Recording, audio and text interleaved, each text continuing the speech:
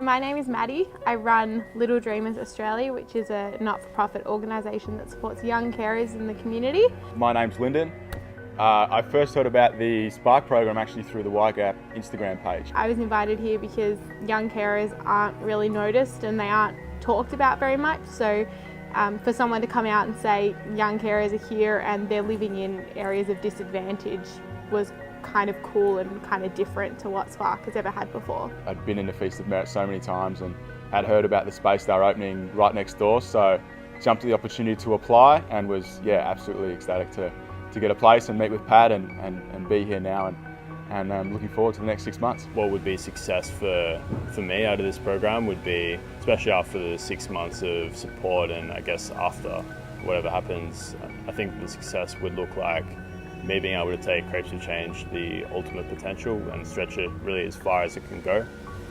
Obviously every idea has its capacity, and if we get there, then that's great, and then there's the next thing around the corner. My name's Dan, I'm the founder of Crepes for Change, which is Australia's first not-for-profit crepe van, with all of the profits going towards our goal of eliminating youth homelessness in Australia. So this accelerator program that we run is really focused on finding impact entrepreneurs. So these are people who are running businesses, running organizations, and those businesses are bringing people out of poverty. We usually do this work in Africa and Asia, and for the first time, we're doing it in Australia. We're looking for entrepreneurs in Australia with great ideas to bring Australians out of poverty.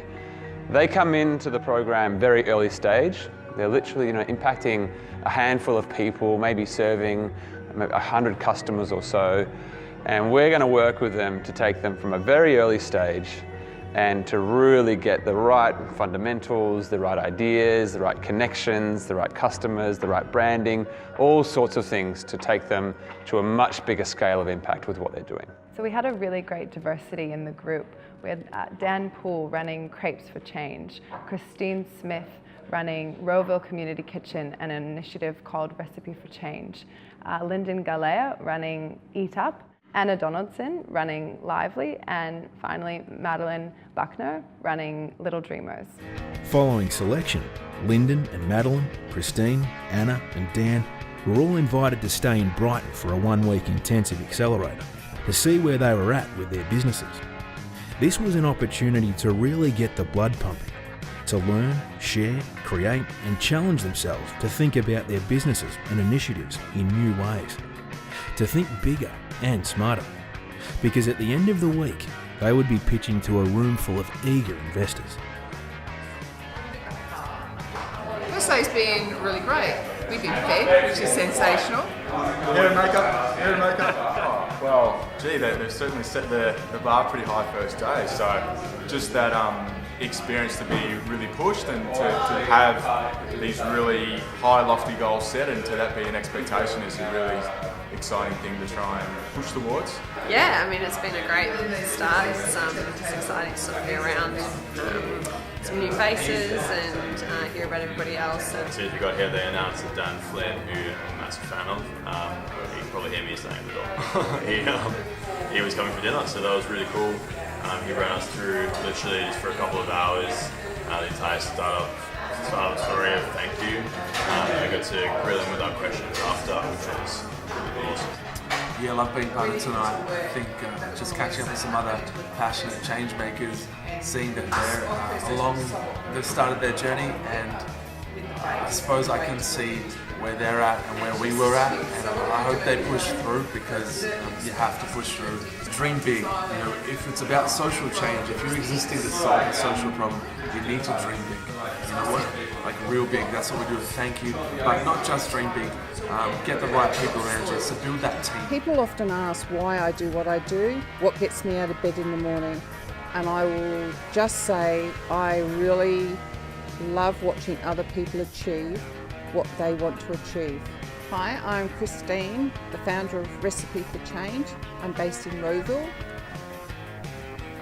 Just don't knock any art off, it's probably really expensive art.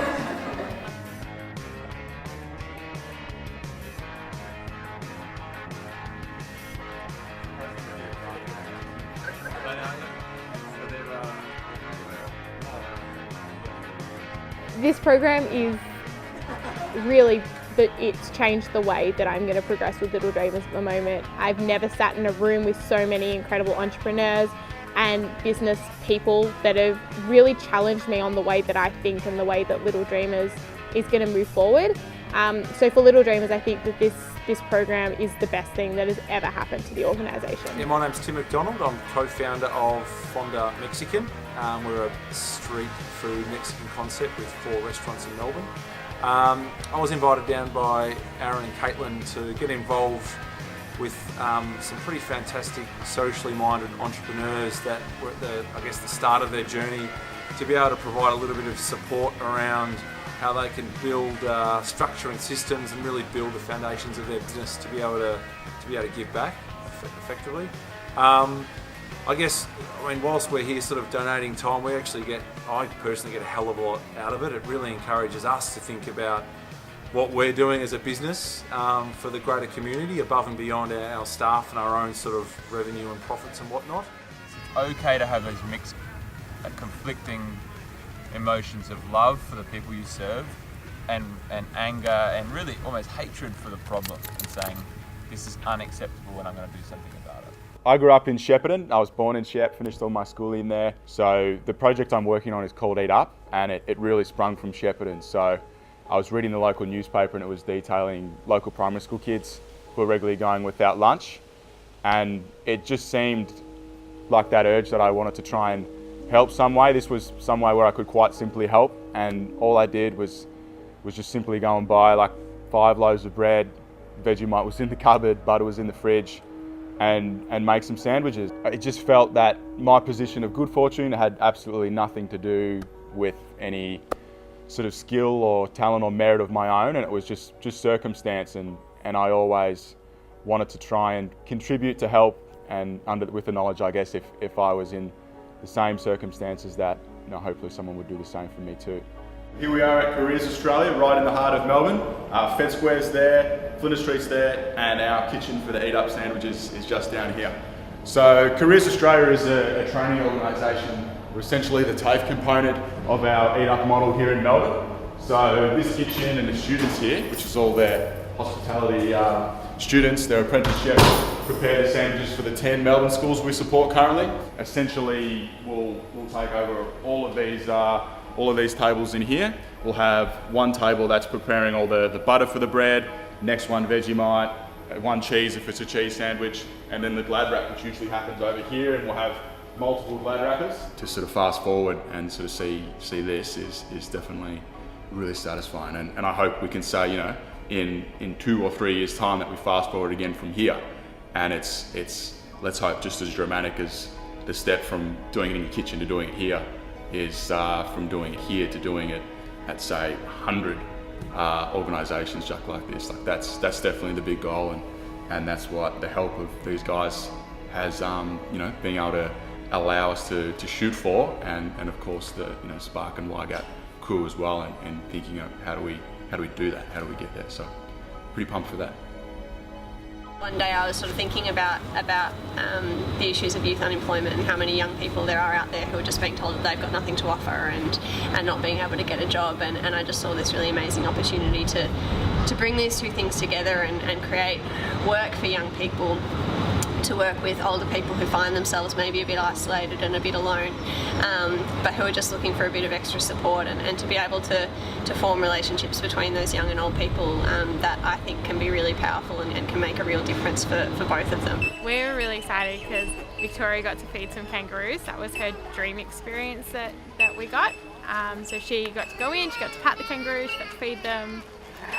We made her day really special.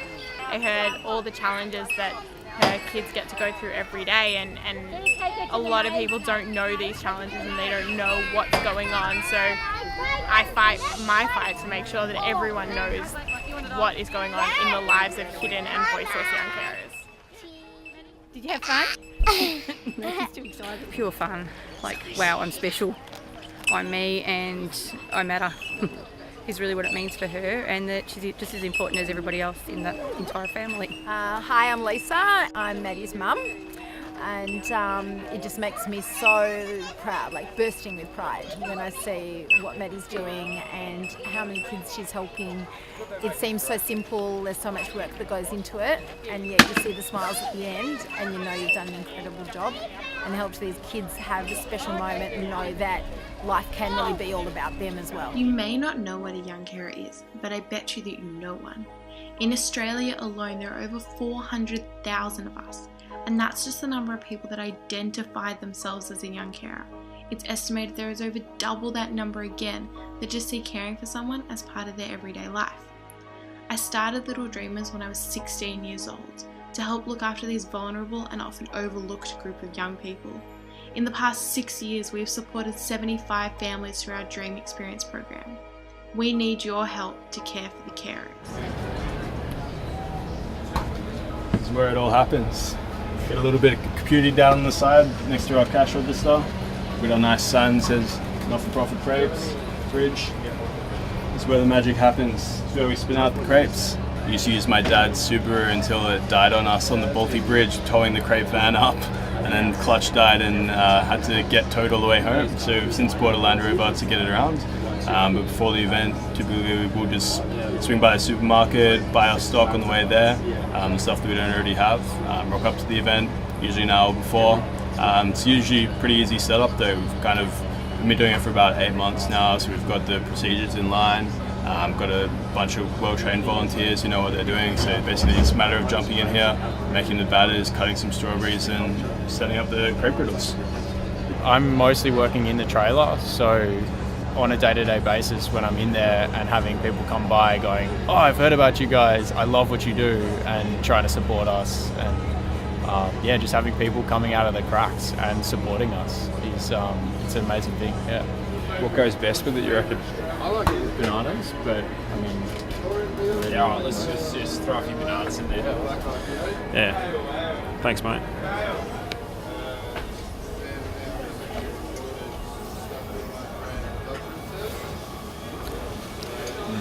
This is salted caramel. Woo.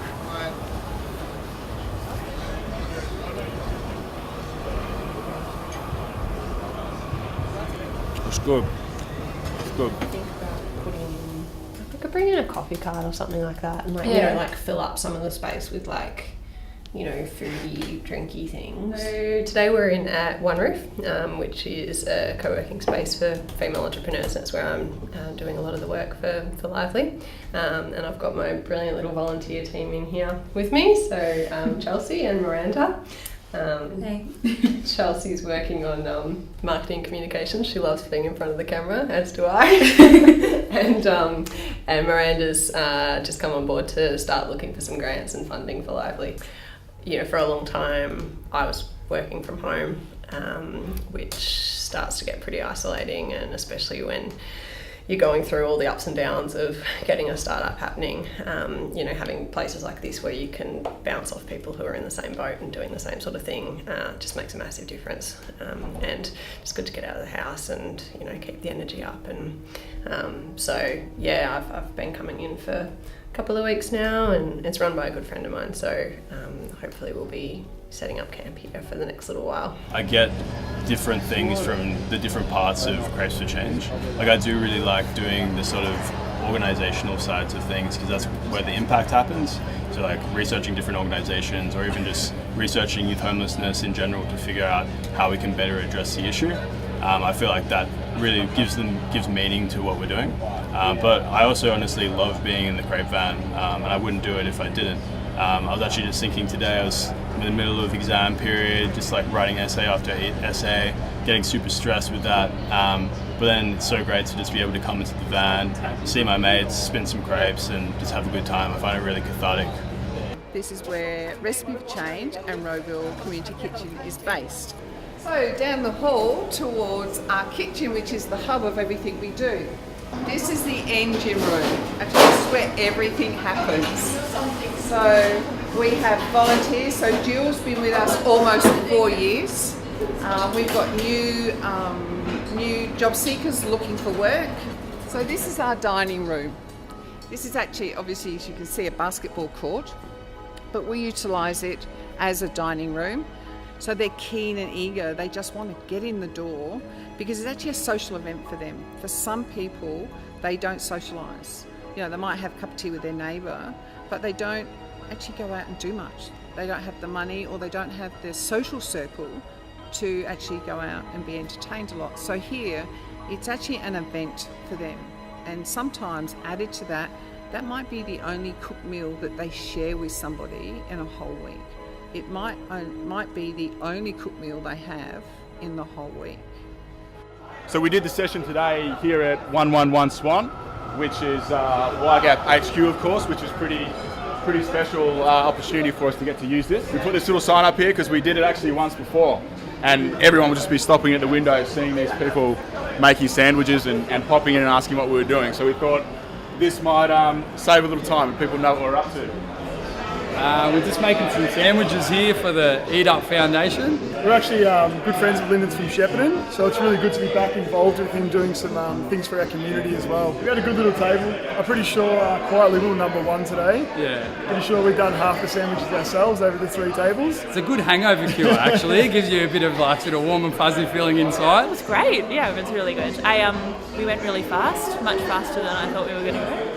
It's unlike paid work because you're just working against yourself. There's no pressure, but we all wanted to do a really good job, and so we were egging each other on and trying to go as fast as we could, even though we probably could have chilled out and gone a bit slower because we had the space for a whole another hour, but it was really good. It's something he's obviously really passionate about, and obviously being such a positive person, you know, he just tends to rub off on everyone around him, and obviously you just want to be around him and help him out in his cause, what he's trying to achieve with. Me and Aaron actually ended up going on an overseas holiday, is the truth, and as soon as we got back, it was like this big thing, and he had an article in the Herald Sun or Shepparton newspaper and all this stuff, so it all happened very, very quickly, I think. I work at Recipe for Change. It changed my life to the better. Like, finally I found a job, very caring environment. You look around us, happy people, happy people, happy people, whether it'll be us, the people on the desk, our lovely customers. It's like opening up your second house to them. Like, they're happy, they're friendly. Your heart goes out to them, like how much they enjoy the food, how much they love you back, and what they give you back in return. They don't repay you back materialistically, they pay you back the heart, which is even better. Our tables are labelled Romeos, which is retired older men eating out sometimes. I think it's just we live in this community. Yeah, most of us live here, and it's a way of getting to know each other more. Here's our booty for the day. So we've just had a volunteer session with between 15 and 20 volunteers, and we've made 760 sandwiches. So there's the fruits of our labour there for you, mate. So we've got 320 cheese, 440 Vegemite, just keeping the mash up there. Refrigerator on. And we're off to our school. So this is definitely the best part of the Eat Up process coming up right now, where we get to drop off at schools, see the teachers, and know they're going to reach the stomachs of those hungry kids. So yeah, thanks so much for following us around, and hope we'll see you again soon. Adios.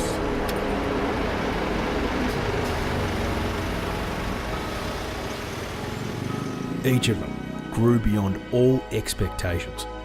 They were living proof that impact can be made, that anybody can contribute to positive change, both locally and globally. While some of the world's great pioneers ferociously stomp their feet and holler down from the podiums of goodwill, others immerse within the core of their cause and pick at it tirelessly and wholeheartedly. There's no right way to do it, but there are ways that work. And with the right guidance and support, a person fueled with passion can be geared to achieve anything. We believe that a world without poverty is possible, and we believe it takes local leaders with solutions to local problems to achieve this goal, one day at a time.